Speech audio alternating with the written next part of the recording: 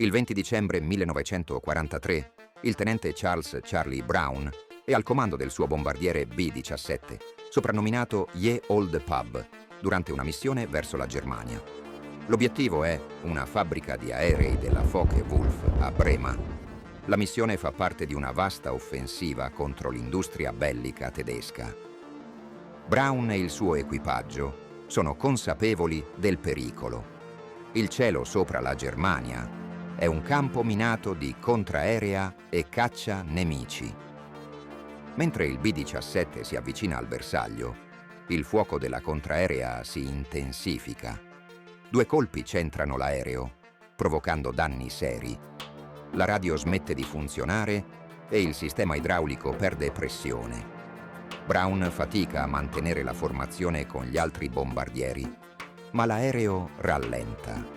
Uno dei motori si ferma, mentre l'altro funziona a malapena. Ye Olde Pub si ritrova isolato, distaccato dal resto dello squadrone. Con l'aereo ormai separato dal gruppo, diventa un facile bersaglio per i caccia tedeschi. All'orizzonte compaiono 15 Messerschmitt pronti ad attaccare come squali che fiutano sangue nell'acqua. L'equipaggio di Brown si prepara alla difesa, ma il bombardiere è già gravemente danneggiato. La coda è distrutta, l'ogiva in pezzi e i sistemi elettrici e di controllo sono compromessi. Il mitragliere di coda, il sergente Hugh Eckie Eckenrod, è morto. Le mitragliatrici posteriori tacciono e pezzi di metallo si staccano dalla fusoliera, lasciando l'aereo vulnerabile. I caccia tedeschi si avvicinano e aprono il fuoco. La cabina di pilotaggio vibra violentemente.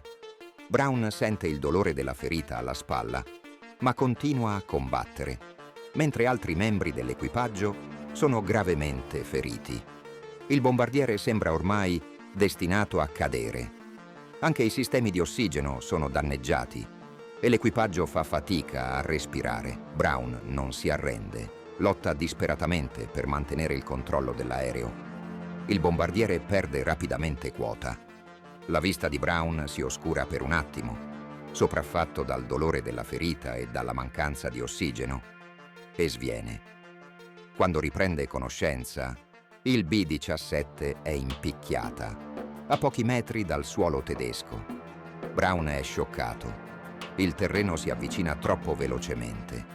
Con uno sforzo sovrumano, riesce a riprendere il controllo e a sollevare miracolosamente l'aereo dal suolo. Il Ye Olde Pub continua a volare a bassa quota, quasi radente le cime degli alberi.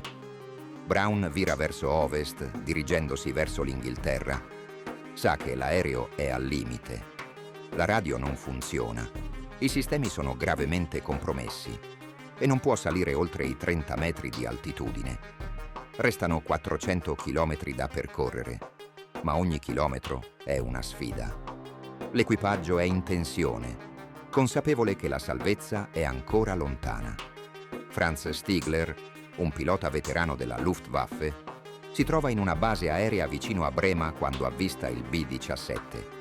Il bombardiere vola basso, solitario, e appare gravemente danneggiato. Per Stigler è un'opportunità perfetta per aggiungere un'altra vittoria alla sua carriera.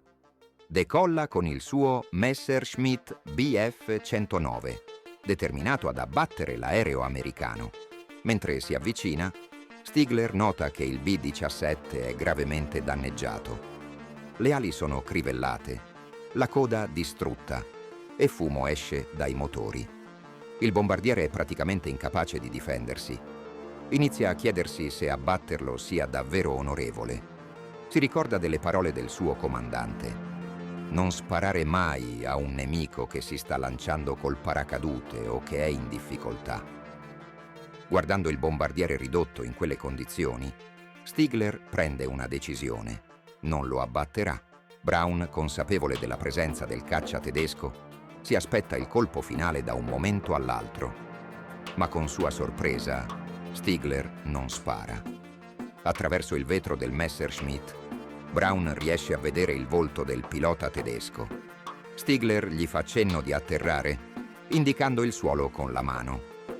Brown è confuso, esausto e sospettoso. Crede che sia un trucco per farli prigionieri.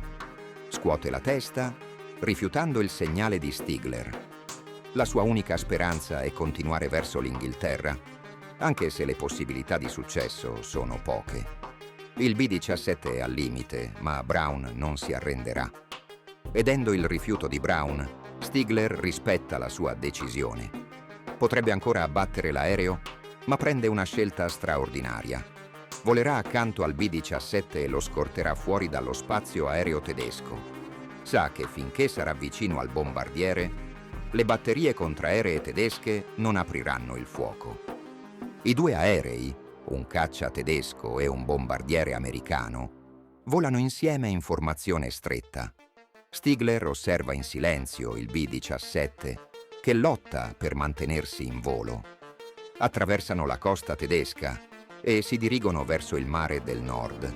Il paesaggio sottostante è innevato e nei cieli regna una strana calma. Quando sono finalmente lontani dalle coste tedesche, Stigler si avvicina di nuovo al bombardiere, alza la mano guantata e saluta Brown con un gesto di rispetto. Brown, incredulo e profondamente commosso, ricambia il saluto. Non ci sono parole, solo un'intesa silenziosa tra due uomini che hanno fatto scelte straordinarie in un momento di guerra.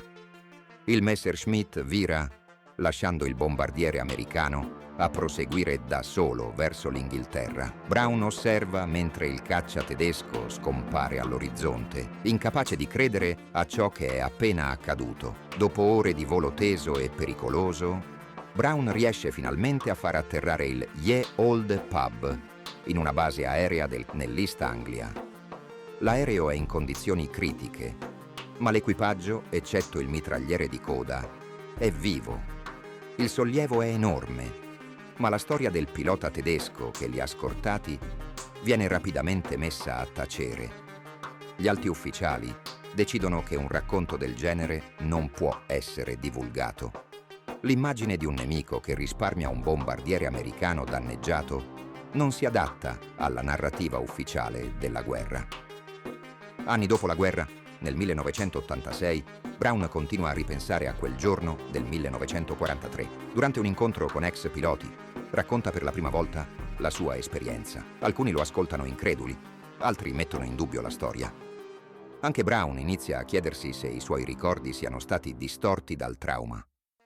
Ma è deciso a trovare il pilota tedesco che lo aveva risparmiato, anche solo per confermare che non si era immaginato tutto. Dopo anni di ricerche, nel 1990, Brown riceve una lettera inaspettata. Franz Stigler, ormai residente in Canada, si presenta come il pilota del Messerschmitt che aveva scortato il Ye Old Pub quel giorno. Nella lettera, Stigler conferma ogni dettaglio della storia, ricordando il suo dilemma morale e la scelta di non aprire il fuoco. Per Brown, leggere quelle parole è un sollievo immenso. Quando finalmente si incontrano di persona, Charles Brown e Franz Stigler non sono più nemici. Si stringono la mano e sorridono, consapevoli di essere legati per sempre da un gesto di umanità in un momento di guerra.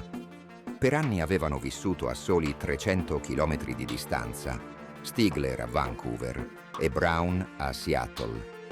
Negli anni successivi, i due diventano amici, raccontando la loro storia in conferenze e incontri con altri veterani.